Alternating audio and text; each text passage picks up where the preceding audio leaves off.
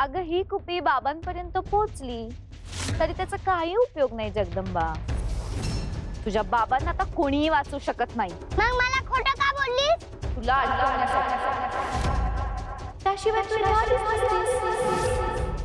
आता तुला वाचवायला इथं कोणीही येऊ शकत नाही.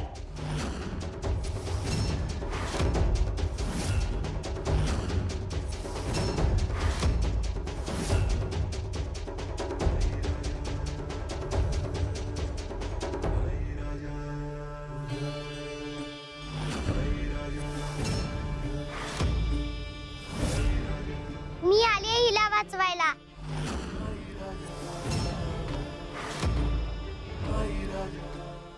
आणि मी सुद्धा आहेच. हे काय चाललंय? ह्या दोघी कोण आहेत?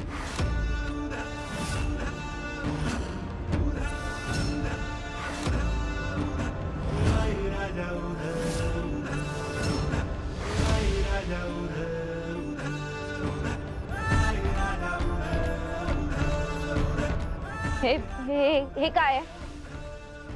या कोण आहे? तू काहीतरी कपट करणार हे मला माहिती होतं. माझी तुळजाई योग निद्रेत असली तरी तिने मला तसे संकेत दिले होते.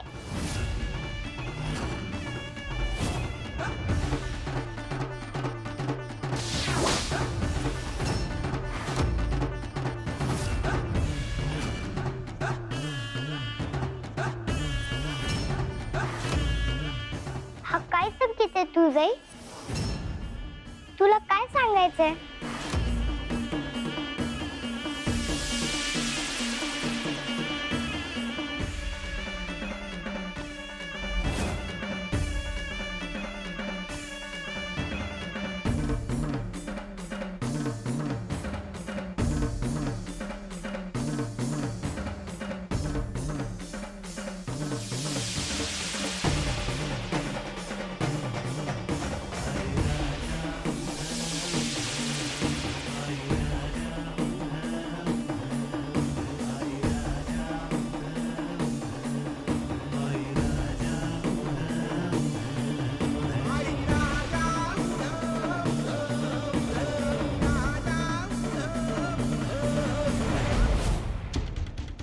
नाही, हे शक्य नाही.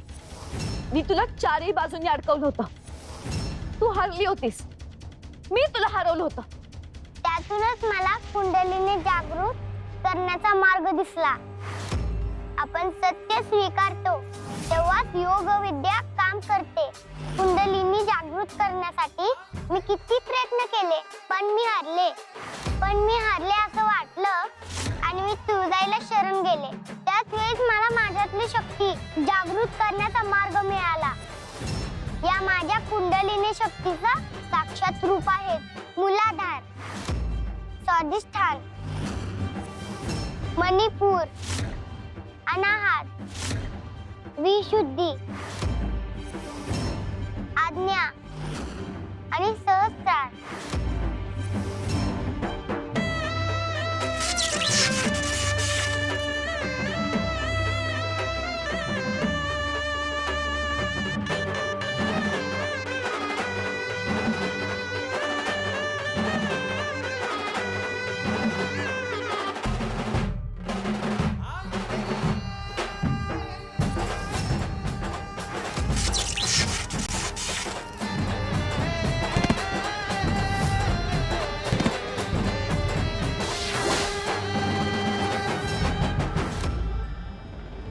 खेळ खेळून मला घाबरवू नकोस.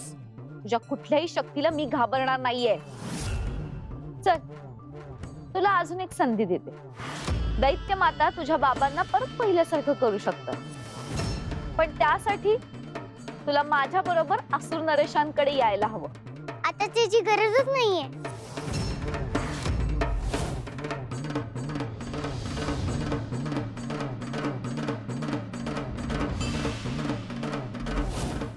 आजवर आलेली सगळी संकट तुम्ही परतवून लावली. यावेळी तुम्हीही हतबल झाला आहात. कामने भलतीच युक्ती करून तुम्हाला बद्ध करून टाकलंय. तिला कसं हरवायचं? त्यासाठी त्यासाठीच मी कुंडलिनी शक्ती जागृत करायचा प्रयत्न करते. तुम्ही सांगितलेला योग विद्येचा प्रयोग करते, पण तिथे माझी शक्ती कमी पडते. मला ती वाढवायलाच हवी.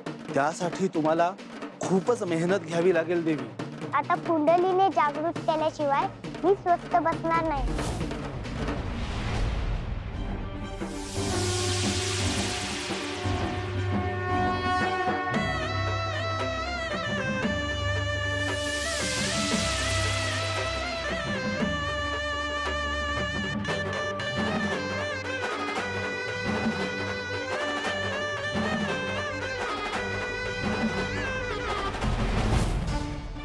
मी तुला शब्द दिला होता, तो पाळला.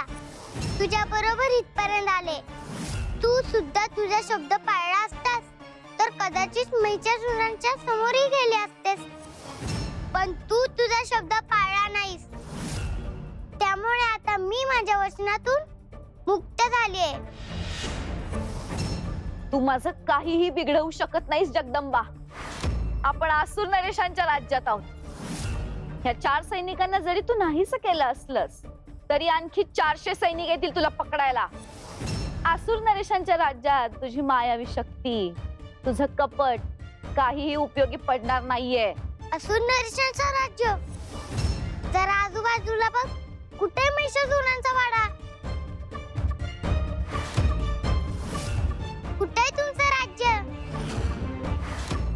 हे काय चाललंय? कुठे आहोत आपण?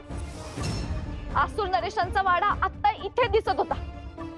कुठे आहे आपण?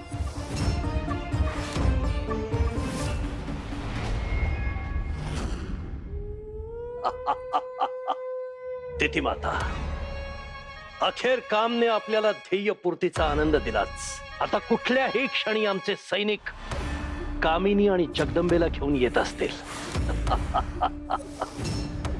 या यशाबद्दल कामचा आता विशेष गौरव करायला हवा महिषा.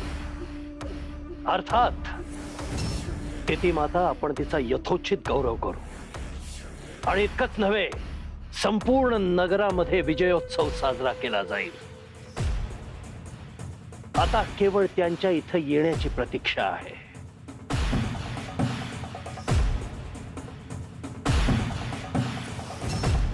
पहा तिथी माता, सम्राज्ञी पाहताय ना, आनंद वार्ता घेऊन आपले सैनिक आले सुद्धा. सांगा सैनिकांनो, आनंद वार्ता द्या. आम्ही प्रतीक्षेत आहोत. जगदंबा कुठे आहे? क्षमा असावी महाराज, ज्याबद्दल आम्हाला काहीच कल्पना नाही. कल्पना नाही म्हणजे?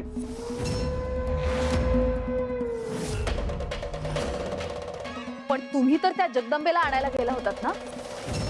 जगदंबा 7 वेगवेगळ्या रूपात आम्हाला दिसली. आम्ही त्या जगदंबेला पकडून ठेवलं होतं, ती सुद्धा बदलली आणि ती योगिनी रूपात आली.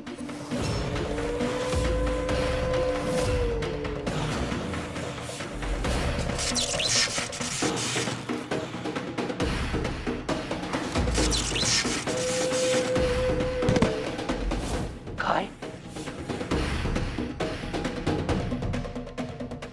तुम्ही मूर्ख आहात का सोमरसाच्या तारेत आहात? जगदंबा 7 वेगवेगळ्या रूपात दिसली, याचा अर्थ काय? कामिनी आणि जगदंबा या क्षणी कुठे आहेत? माहित नाही असुर नरेश. आम्ही त्या झटक्यानंतर बेशुद्ध झालो. त्यानंतर तिथं कोणी दिसलं नाही.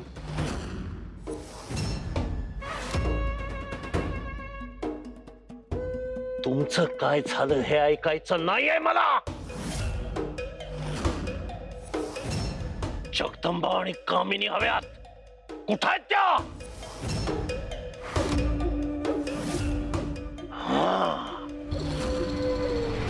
नाही, काहीतरी चुकतंय, काहीतरी बिघडलंय.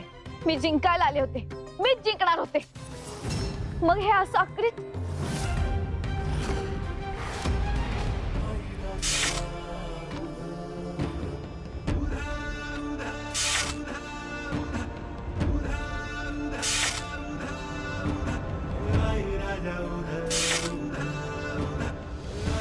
आता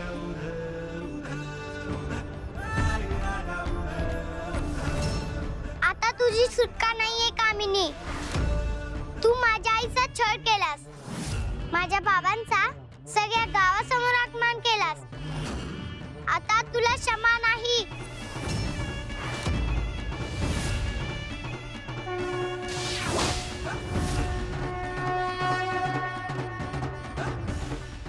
मला क्षमा कर जगदंबा. तुला क्षमा करू? माझ्या आईला उकडत्या पाण्यात उतरायला लावलेस तू. माझे बाबा देवीचे भक्त आहेत ग, त्यांच्याशी खूप वाईट वागलीस तू. त्यांनाही वाईट वागायला लावलंस, त्यांना दगड बनवण्याचा प्रयत्न केलास, खूप छेडलंस सगळ्यांना. आता तुला क्षमा नाही.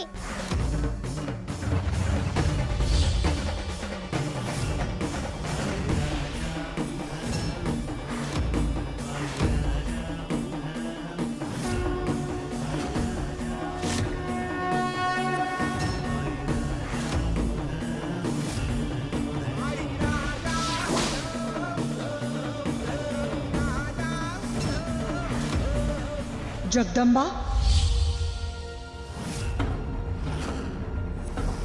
तुझा संताप आम्ही समजू शकतो.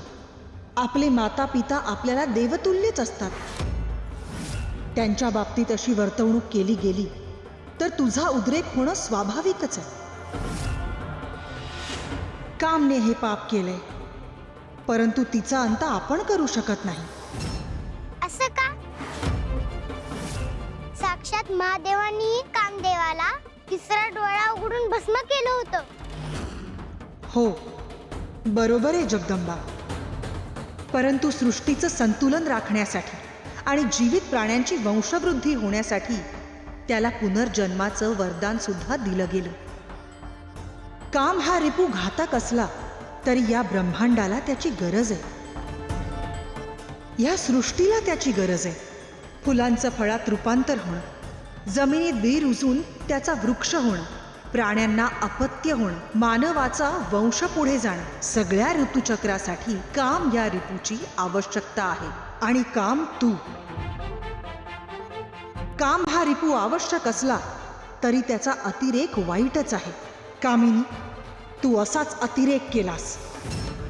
कामला मर्यादेची जोड मिळाली तर त्याचं पावित्र्य टिकून राहतं. त्याला बेभान सोडलं तर त्यातून केवळ अधोगती होते. तू स्वतःला बेभान सोडलंस, त्यामुळे तुझं अस्तित्व टिकवून ठेवायचं असेल तर तुला मर्यादा शिकावीच लागेल.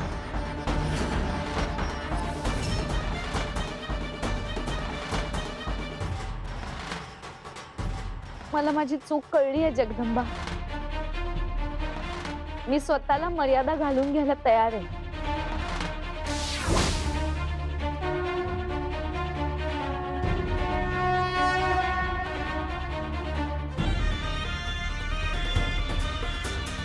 मी खूप चुकीचं वागले जगदंबा.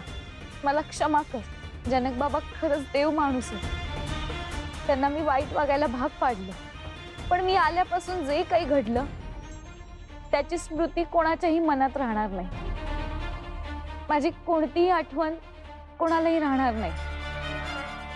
मी तुला शरण येते जगदंबा. कंबरपट्ट्याच्या रूपात मी कायम तुझ्या सेवेत राहीन. तुझ्याकडून मर्यादा शिकून घेईन. या सृष्टीच्या वृद्धीसाठी तुझ्या आशीर्वादानेच मी माझं कार्य करेन. तथास्तु.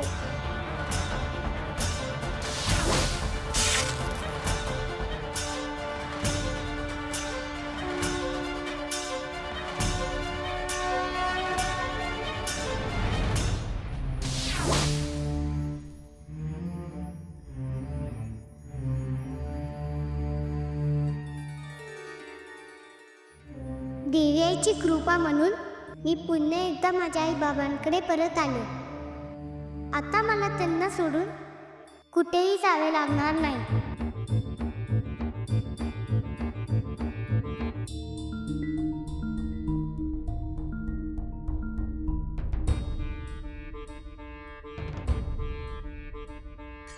तुळजाई, माझ्या आई बाबांना सुखी ठेव.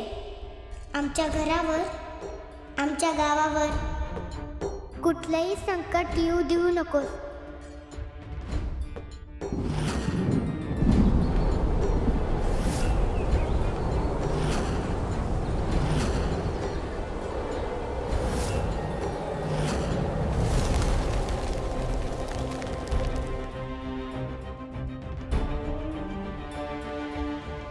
तुळजाई, आज मी अजून एका परीक्षेत उत्तीर्ण झाले. ते तू बघायला असतीस तर तुला खूप आनंद झाला असता. कुठे आहेस तू तुळजाई?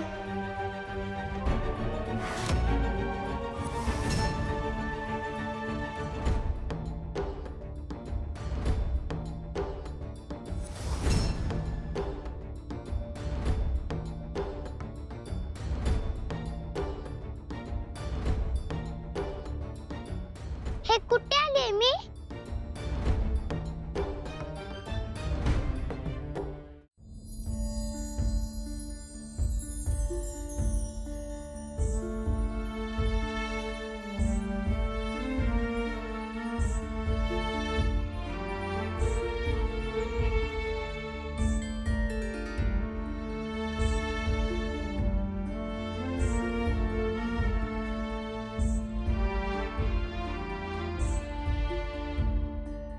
किती छान फुल आहे, अगदी वेगळं. पटकन लक्ष जाईल असं. बघत राहावं असं वाटतंय अगदी.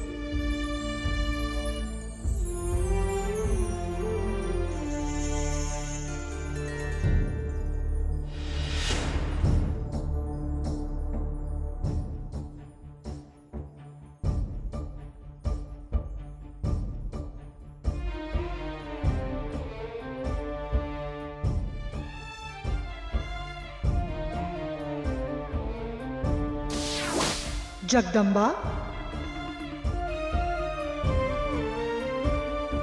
आदिशक्ती माते, हा कसला संकेत आहे? तुला ज्या फुलाबद्दल कुतूहल वाटलं त्याच फुलामध्ये तुझी तुळजाई योग निद्रा घेते.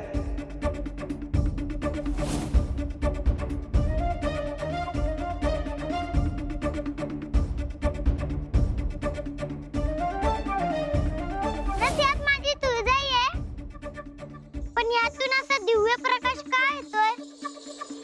कारण आता प्रतीक्षा संपलीये. तुळजाई परत यायची वेळ झालीये. तुळजाई परत येते, तुळजाई परत येते, तुळजाई परत येते.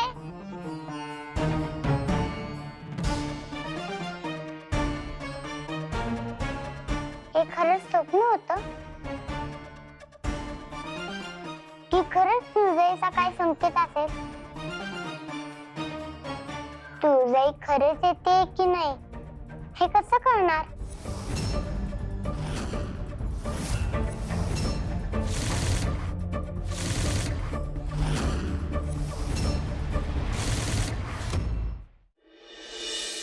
सम्राज्ञी, सम्राज्ञी, असुर सम्राज्ञीचा विजय असो. सम्राज्ञी बघा, अहो मी म्हणाले होते की नाही, ती जगदंबा अशी सहज हाती लागणार नाही म्हणून. अहो अगदी तसंच झालं. अहो अहो आपल्या महालासमोर त्या कामिनीला तिने हरवलं आणि ती नाहीशी झाली. आता तुम्हाला चिंता करण्याचं काही कारण नाही.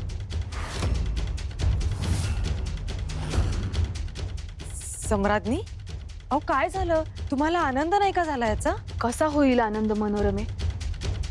असुर नरेश किती उद्विग्न झालेत हे पाहिलंय आम्ही.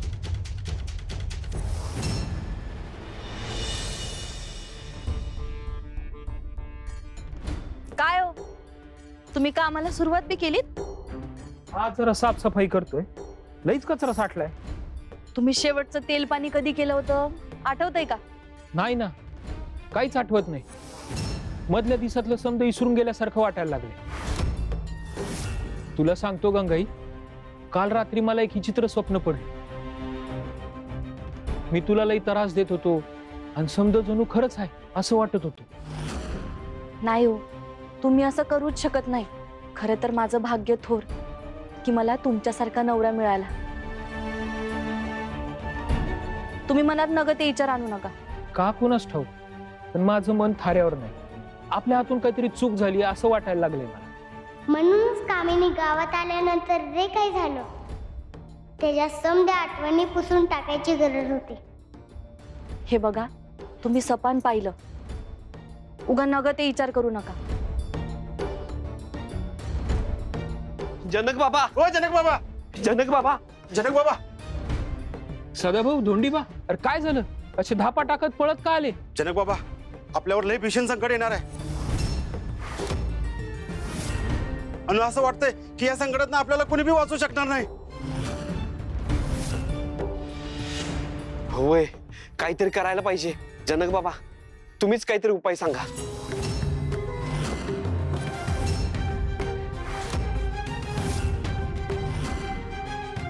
नेमकं काय झालंय?